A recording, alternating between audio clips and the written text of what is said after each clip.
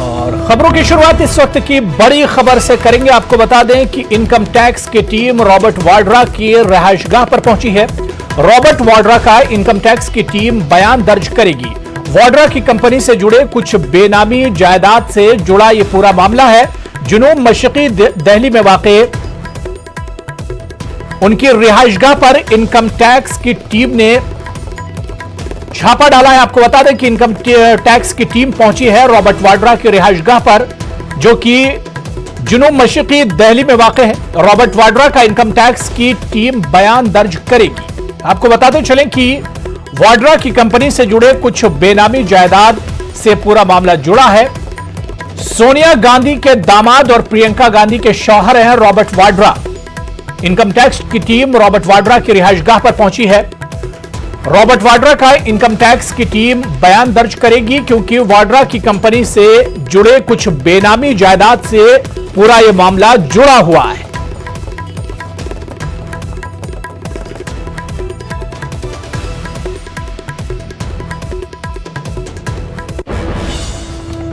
चलिए आगे बढ़ेंगे। किसानों से मुलाकात से कबल मरकजी वजीर कैलाश चौधरी वजीर ज़राअत नरेंद्र सिंह तोमर की रिहाइशगाह पर पहुंचे। ज़राए के मुताबिक दोनों ने किसानों से बातचीत के हवाले से हिकमत अमली पर तबादला ख्याल किया। विज्ञान भवन रवाना होने से कबल वजीर ज़राअत नरेंद्र सिंह तोमर ने कहा कि हर बात मुस्बत सोच के साथ मीटिंग में शिरकत करता हूं। उन्होंने उम्मीद जाहिर की कि आज भी मुस्बत बातचीत होगी और तमाम अहम मुद्दों पर तबादला ख्याल किया जाएगा। है कि सकारात्मक रास्ता निकालने में सभी लोग मदद भी करेंगे और सफल भी होंगे। हम रोज़ सोचते हैं कि सॉल्यूशन निकल जाए, तो मुझे लगता है कि रोज़ आशा करके जाते ही हैं, शायद समाधान अच्छा होगा, ऐसा मुझे पूरी आशा है। ये तो टेबल पे जो चर्चा होगी उसमें से तय होगा कि क्या होगा। बैठक में सभी विषयों पर चर्चा होगी। और उधर मरकज और किसानों के बीच आज फिर बातचीत हो रही है। मरकजी वुज़रा और किसान तंजीमों के लीडरों की विज्ञान भवन में बातचीत जारी है। आज सिर्फ ज़राई क़वानीन और MSP पर बातचीत हो रही है। ये दोनों तजावीज़ अहम है और इसी पर पेच फंसा हुआ है।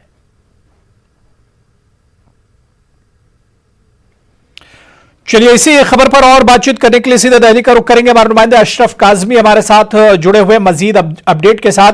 अशरफ काज़मी, बहुत अहम मीटिंग हो रही है किसानों और सेंटर के दरमियान, क्या कुछ इशारे तक मिल रहे हैं? क्योंकि अभी इब्तिदाई दौर की यह बातचीत है, तो इस बातचीत से क्या कुछ इशारे मिल रहे हैं?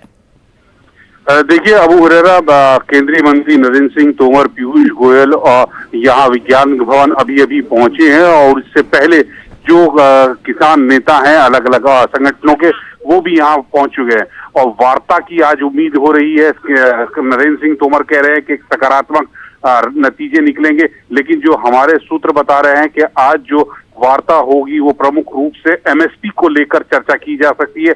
इससे पहले जो बैठक हुई थी उसमें बिजली और पराली के मुद्दे पर सहमति बनी थी।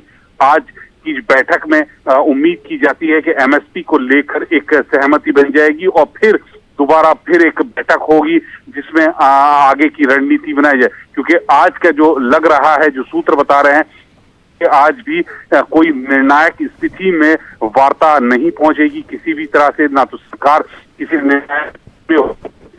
तो उम्मीद ये की जा रही है।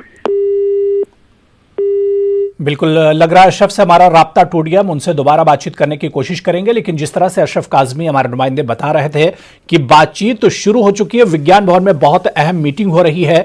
इस मीटिंग में कई मरकजी वुज़रा शामिल हैं। मरकजी वज़ीर ज़राअत नरेंद्र सिंह तोमर, इसके अलावा पीयूष गोयल भी इस मीटिंग में मौजूद है और कई मरकजी वुज़रा हैं जो इस मीटिंग में शिरकत कर रहे हैं। तो उधर से किसान तंजीमों की बात की जाए, कई किसान तंजीमों के लीडर इस मीटिंग में शरीक हैं और दोनों फरीक की कोशिश यही है कि किसी तरह से मसले का हल निकाला जाए, किसी तरह से नतीजे पर पहुंचा जाए।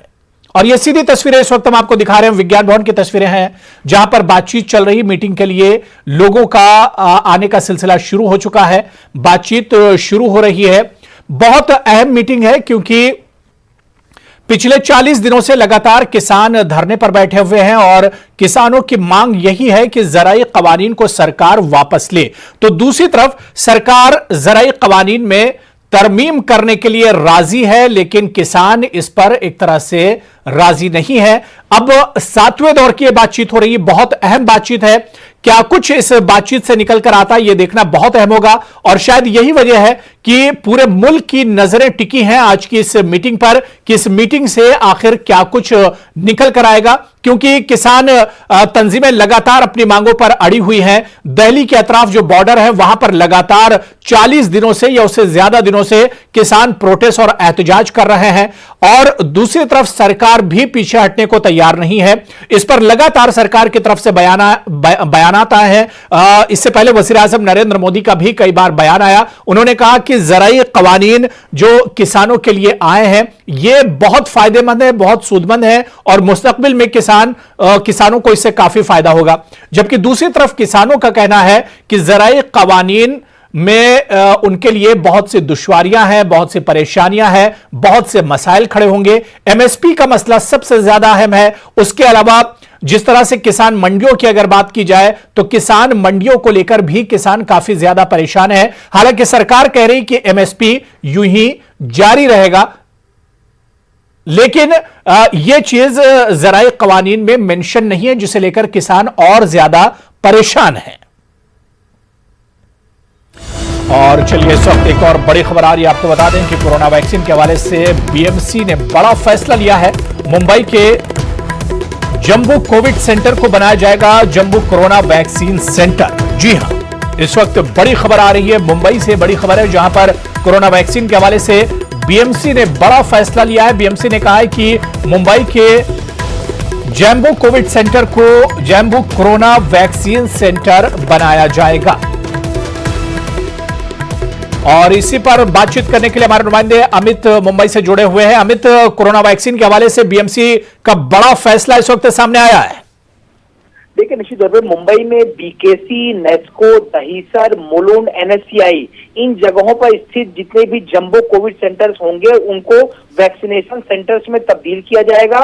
बीएमसी की तरफ से इस बात की भी खबरदारी ली जाएगी कि जंबो कोविड सेंटर्स में क्वारंटीन मरीज और वैक्सीनेशन के लिए मौजूद स्टाफ और लोगों में दूरी बनी रहे और वे एक दूसरे के संपर्क में ना आए।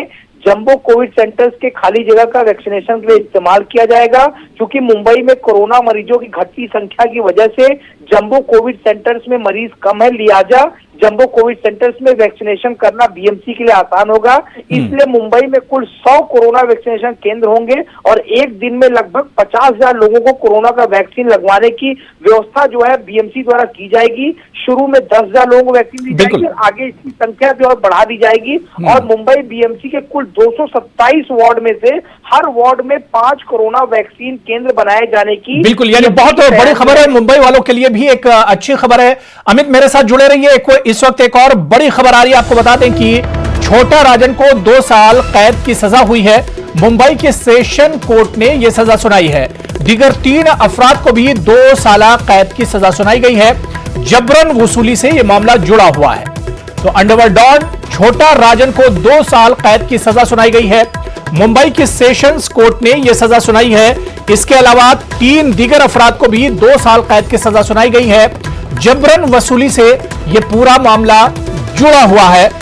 अमित, छोटा राजन से जुड़ी हुई बड़ी खबर आ रही है कि 2 साल कैद की सजा छोटा राजन को सुनाई गई है। क्या कुछ पूरा मामला है ये? देखिए, 26 करोड़ की फिरौती मांगने के मामले में अंडरवर्ल्ड डॉन छोटा राजन और 3 अन्य दोषियों को 2 साल की सजा सेशन कोर्ट ने सुनाई है। नवी मुंबई के एक नामी बिल्डर से 2015 में फिरौती मांगी गई थी और फिरौती के लिए जो है खुद छोटा राजन ने 2 बार फोन किया था और मुंबई में तीसरा केस है जिसमें छोटा राजन को सजा हुई थी। इसके अलावा दिल्ली में जाली पासपोर्ट मामले में भी छोटा राजन को जो है सजा हो चुकी है। बिल्डर का नाम बताया जा रहा है नंदू वाजेकर, जिन्होंने जो है लैंड खरीदी थी 2015 में और उसके बाद जो है कमीशन के तौर पर जो है यहाँ पर उगाही की मांग जो है वो की गई थी। इन सारी चीजों को लेकर जानकारी आ रही है। इसी मामले में जो है इन्हें 2 साल की सजा जो है मुंबई सेशन कोर्ट ने छोटा राजन और अन्य 3 दोषियों को सुनाई है। चलिए, बहुत बहुत शुक्रिया अमित हमारे साथ जुड़ने के लिए और इस खबर पर मजीद अपडेट करने के लिए। तो मुंबई से बड़ी खबर, जहां पर छोटा राजन को 2 साल की सजा सुनाई गई है। आगे बढ़ेंगे। शरपसंदों के जरिए तोड़फोड़ पर रोक लगाने के लिए रिलायंस इंडस्ट्रीज लिमिटेड ने अपनी ज़ैली रिलायंस जियो इन्फोकॉम के जरिए पंजाब हरियाणा हाईकोर्ट से रुजू किया है। कंपनी ने अपनी अर्जी में पंजाब और हरियाणा में मुलाजमीन की जिंदगियों को खतरा लाहक होने और अहम तरसीली ढांचे के तबाह होने के सबब खिदमात में रखना पड़ने का जिक्र किया है। कंपनी ने अपने हरीफों पर शरपसंदों को उकसाने का इल्जाम आयद किया है। दाखिल की गई अर्जी में रिलायंस ने कुछ नुकात वाज़ेह किए हैं। इसने साफ कहा है कि कंपनी की तरफ से कोई ज़राई जमीन नहीं खरीदी गई है और ना ही वो आगे ज़राअत के लिए कोई जमीन खरीदेगी। कॉन्ट्रैक्ट फार्मिंग या कारपोरेट फार्मिंग से इसका कोई लेना देना नहीं है और कंपनी किसानों से रास्त तौर पर अनाज नहीं खरीदती है। किसान बिल को लेकर लगातार अफवाहें फैलाई जा रही हैं कि बड़ी बड़ी कंपनियां किसानों की जमीन हड़पने की कोशिश कर रही है। इस पूरे मामले में अब रिलायंस इंडस्ट्री ने बाकायदा अपना स्टेटमेंट जारी करके कहा है कि उन्होंने कभी भी किसी भी किसान की जमीन नहीं हड़पने की कोशिश की है, ना ही फ्यूचर में वो किसान की जमीन लेने की कोई इच्छा है। इस पूरे मामले पर हमारे साथ बातचीत करने के लिए टेलीकॉम एक्सपर्ट विश्वास जी हैं, उनसे बात करते हैं। सर, किसान बिल को लेकर, कॉन्ट्रैक्ट फार्मिंग को लेकर जो इतना भ्रम और जितनी झूठी अफवाहें फैलाई जा रही थी, फाइनली RIL रिलायंस की तरफ से स्टेटमेंट जारी करके कहा गया है कि उन्हें जो अफवाहें फैलाई जा रही है वो पूरी तरह से गलत और झूठी है। देखिए, जो किसान कानून लाया है उसमें से कॉन्ट्रैक्ट फार्मिंग जो विषय ऐसा है कि इसके द्वारा किसानों को प्रोटेक्शन दिया जा रहा है, कोई भी किसानों की जमीन हड़प ना ले। और देखिए, इसमें कॉन्ट्रैक्ट फार्मिंग करना कोई कंपल्सरी बात नहीं है, लेकिन कोई अगर कॉन्ट्रैक्ट फार्मिंग करता है तो वो सब कॉन्ट्रैक्ट किसानों के हक में हो। और ये बात काफी नेचुरल है कि किसानों की जमीन हड़प हो ही नहीं सकती है और हड़प होंगी भी नहीं। जहां तक पंजाब के किसानों का सवाल है, कुछ ऐसे असामाजिक तत्व है जिनके द्वारा किसानों को गुमराह किया जा रहा है। और अगर रिलायंस ने कहा है कि हम कॉन्ट्रैक्ट फार्मिंग में आने ही नहीं वाले हैं, ना ही हम उस बिजनेस में है, तो उनको टारगेट करना गलत बात है। और भले रिलायंस के टावर्स हो, अल्टीमेटली 70% जो बोरोइंग होता है ये पब्लिक बैंक के द्वारा होता है, पब्लिक के पैसा होता है, इसलिए इस प्रकार की पब्लिक प्रॉपर्टी को चोट लाना ये कतई समर्थनीय नहीं है। सर, लेकिन ये कौन अफवाह फैला रहा है, झूठी अफवाह कौन फैला रहा है, कौन किसानों को आक्रोशित कर रहा है कि उनकी जमीन को हड़प देगी, बड़ी कंपनियां इसके पीछे पड़ी हैं? देखिए, ऐसे असामाजिक तत्व है, इंटरनेशनल तत्व भी है, वो चाहते हैं कि मोदी जी की सरकार को किस प्रकार से कुछ ना कुछ उनको अड़चन निर्माण करे। बाकी तो उनके पास कोई मुद्दे है नहीं। अब पूरे देश का किसान इस तीनों कायदों को, तीनों कानूनों को एक्सेप्ट कर रहा है, तो फिर वहीं पे दिक्कत क्या है? और अगर दिक्कत भी है तो यह सरकार चर्चा द्वारा उसका हल निकालने के लिए कटिबद्ध है। आगे बढ़ेंगे। कोरोना वबा के दौरान बाहिमी इमदाद और इन्हिसार का जज्बा मुस्तहकम हुआ है। मुल्क इस वबा से मुत्तहिद होकर मुकाबला कर रहा है। टीकाकारी के ऐलान के बाद हम बेहतर ताउन करें जिससे हम कोरोना को मात देने की जानिब कदम बढ़ा सकें। नेटवर्क 18 इस मुहिम में हर कदम पर आपके साथ रहेगा। जब तक सभी महफूज नहीं तब तक कोई महफूज नहीं होगा। इसी सोच की बुनियाद पर हमारी मुहिम संजीवनी का मकसद यह यकीनी बनाना है कि वैक्सीन पाना सभी हिंदुस्तानियों का हक है।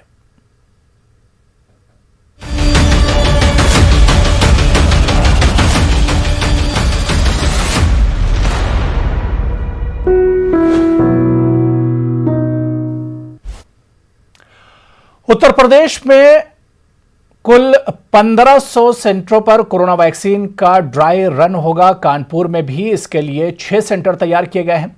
3 देही इलाकों में और 3 शहरी इलाकों में ये सेंटर बनाए गए हैं। कानपुर में चीफ मेडिकल ऑफिसर से बात की हमारे नुमाइंदे संदीप सविता ने। केंद्रों पर कल कोरोना वैक्सीन का ड्राई रन होना है। कानपुर में भी ड्राई रन की शुरुआत होगी कल। हमारे साथ मौजूद हैं CMO साहब, आइए उनसे बात करते हैं किस तरह की तैयारी की गई है। सर, किस तरह की तैयारी करी गई है ड्राई रन को लेकर? हमारे यहाँ जो भी हमें शासन से गाइडलाइन मिली थी उसके अनुसार तैयारी कर ली गई है। हमारे 3 रूरल क्षेत्रों में और 3 अर्बन क्षेत्रों में, जिसमें एक मेडिकल कॉलेज को भी हम लोगों ने लिया है। इसमें हमारे साइट बनाए गए हैं। हर साइट पर 25 लोगों को जो हमारे वैक्सीनेशन के लिए छांटे गए हैं, 25 लोगों का। पूरी टीम जिस तरह से हम टीकाकरण करेंगे, सारी तैयारी उसी तरह से है कि आपका वैक्सीन का जाना, वैक्सीन का डमी करके जाना, वहाँ पर सुरक्षा व्यवस्था कैसे जाएगी, ट्रांसपोर्टेशन की सुरक्षा व्यवस्था कैसे रहेगी, वहाँ 3 कमरे का, पहले आपका वेटिंग में, फिर वैक्सीनेशन, फिर आपका ऑब्जर्वेशन रूम। हमारे सारे मॉनिटर्स भी किए जा रहे हैं तो जो भी प्रोटोकॉल है वैक्सीनेशन का, उस प्रोटोकॉल के साथ ही हम सारी व्यवस्था कर चुके हैं। अभी हम लोग शाम को फिर हम और रेडी साहब सारे जितने भी 6 सेंटर है उसका इंस्पेक्शन करेंगे और इसके बाद हम लोग रात को बैठ करके सारी चॉकआउट फिर करेंगे फाइनल, और 8 बजे तक हमारा जो टीम है वो रवाना हो जाएगी और समय से हमारा कल का कार्य शुरू हो जाएगा। Thank you. तो जिस तरह से आपने देखा कि सीएमओ साहब का साफ तौर से कहना है कि तैयारियां पूरी कर ली गई हैं और कल पूरे सूबे में जिस तरह से ड्राई रन होगा, कानपुर में भी उसकी तैयारियां कर ली गई हैं। कानपुर से संदीप सविता, न्यूज़ 18 उर्दू। खबर मध्य प्रदेश से है, जहां भोपाल की समाजी तंजीमों ने तारीखी शाहजहानी ईदगाह की खस्ता हाली और अदम तवज्जुही के लिए मध्य प्रदेश वक्फ बोर्ड इंतजामिया को जिम्मेदार करार दिया। समाजी तंजीमों का कहना है कि भोपाल की तारीखी शाहजहानी ईदगाह का शुमार एशिया की बड़ी ईदगाह में होता है, मगर वक्फ बोर्ड की खस्ताहाली के सबब न सिर्फ तारीखी ईदगाह खस्ताहाली का शिकार हो रही है, बल्कि ईदगाह की कोई सिक्योरिटी नहीं होने की वजह से ईदगाह पर नशाखोर और शरपसंद अनासिर का रात के वक्त डेरा रहता है। मध्य प्रदेश जमीयत उलमा के अराकीन ईदगाह की खस्ताहाली को दूर करने और सिक्योरिटी को लेकर एक बार फिर अपनी तहरीक शुरू की है।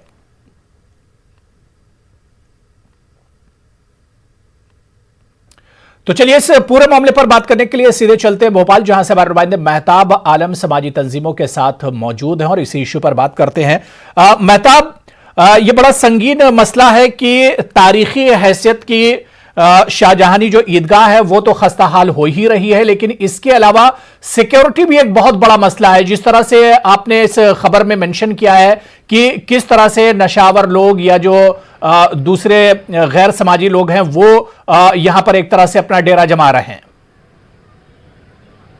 उरेरा जो न्यूज़ 18 ने जो बात कही है कि आपको मैं यहाँ से उसे कहूँगा कि इसको दिखाएं कि जो है जहाँ पर हम खड़े हैं आप खुद देखिए कि एशिया की बड़ी जो है ईदगाह में इसका शुमार है। भोपाल की नवाब जो है शाहजहां बेगम ने इसकी तामीर करवाई थी 1884 में, जिसमें एक साथ 1 लाख जो है 10,000 फर्जंदान तौहीद नमाज ईद की अदा करते हैं। और आप खुद अंदाजा कीजिए कि जहाँ पर ये ईदगाह की जो है बाउंड्री से दिखाई दे रही है, आप क्या अंदाजा कर सकते हैं कि यहाँ पर वक्फ बोर्ड ने, मुतवल्ली कमेटी ने कुछ अपनी बेदारी का सबूत दिया है। और आप देखते जाइए कि जहाँ तक भी इसकी बाउंड्री जाती है, यहाँ पे झाड़ झंकाड़ और पेड़ जो है किस तरह से है, और फिर इसके पीछे किस तरह से जो है गैर समाजी अनासिर या फिर नशाखोर जो है यहाँ पे जमा होते हैं। वो भी हम ऊपर की तरफ गए थे तो वहाँ पे बहुत सारी बोतलें और जो इंजेक्शन भी पड़े हुए हमें मिले, तमाम चीजें यहाँ पर है।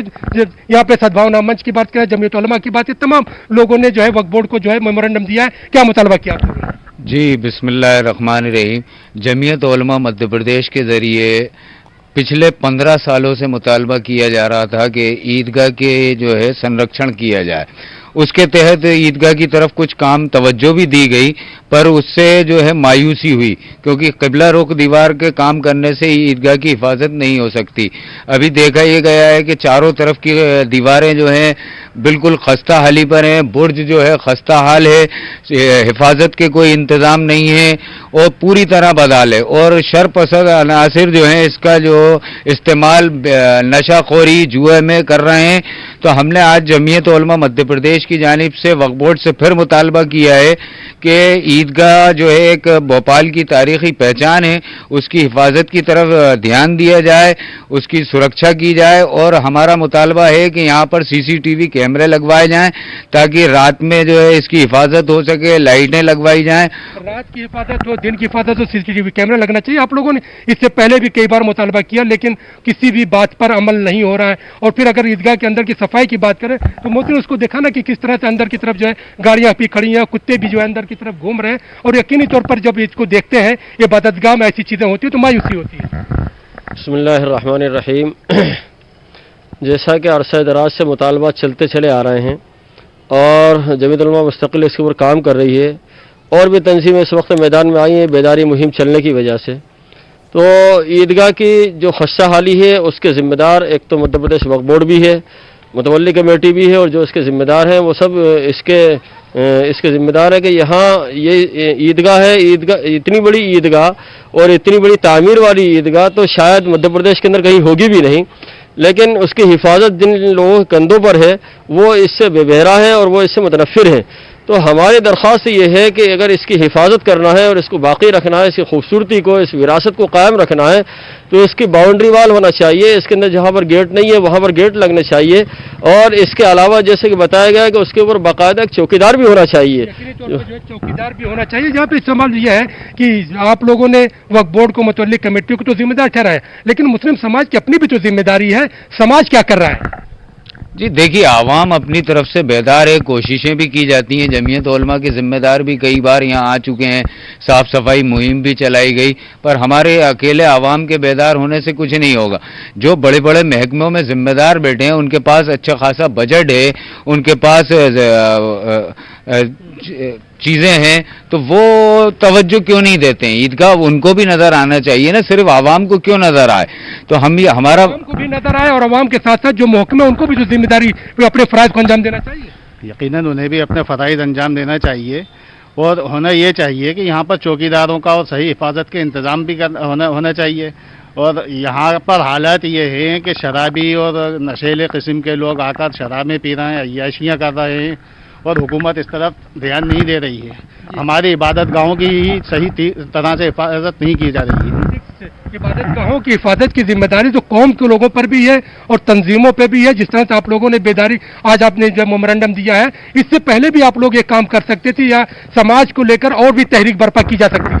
हम लोग पिछले 15 साल से हुकूमतों से मुतालबा करते आ रहे हैं कि ईदगाह की बाउंड्री वाल जो है ठीक तरह से ऊंची की जाए, और क्योंकि जगह जगह से खस्ता हाली का शिकार हो चुकी है, हुकूमत को चाहिए कि यहाँ पर चौकीदार को रखें और उसके अलावा यहाँ पर हिफाजत के अच्छे ठीक तरह से इंतज़ाम किया जाना चाहिए, ताकि ये गैर समाजी अनासिर जो हैं यहाँ पर इसका गलत इस्तेमाल नहीं कर सके।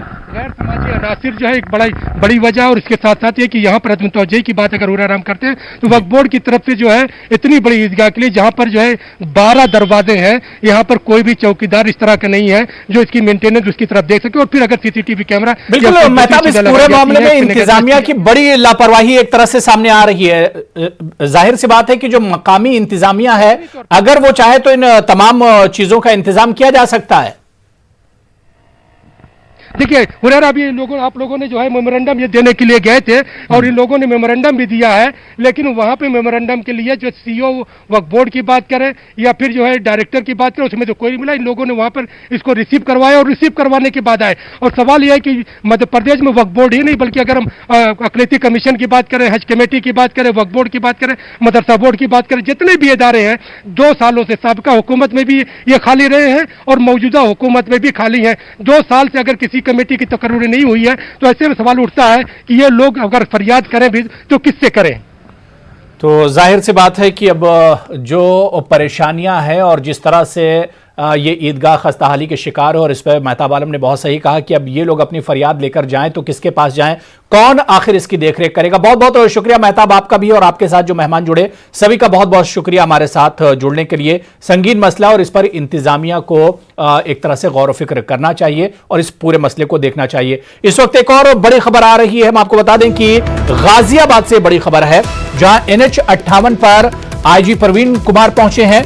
मुजाहिरीन को समझाया मगर नहीं समझे मुजाहिरीन। मुरादनगर सानिया में महलूकीन के अहले खाना एहतजाज कर रहे हैं। जी हां, मुआवजे की रकम के हवाले से एहतजाज कर रहे हैं। 2 लाख रुपये मुआवजे की रकम को बेहद कम बताया है एहतजाजियों ने। तो आपको बताते चलें, कल जो मामला पेश आया था शमशान घाट पे, उसी मामले को लेकर आज मुरादनगर में महलूकीन के अहले खाना एहतजाज कर रहे हैं। NH-58 पर यह एहतजाज किया जा रहा है, जहां पर आईजी प्रवीण कुमार मुजाहिरीन को समझाने के लिए पहुंचे, लेकिन फिर भी मुजाहिरीन लगातार एहतजाज कर रहे हैं। मुजाहिरीन मुआवजे की रकम के हवाले से एहतजाज कर रहे हैं। 2 लाख रुपये सरकार की तरफ से मुआवजे का ऐलान किया गया था, जिसे लेकर मुजाहिरीन नाराज है और उनका कहना है कि 2 लाख रुपये का मुआवजा बेहद कम है।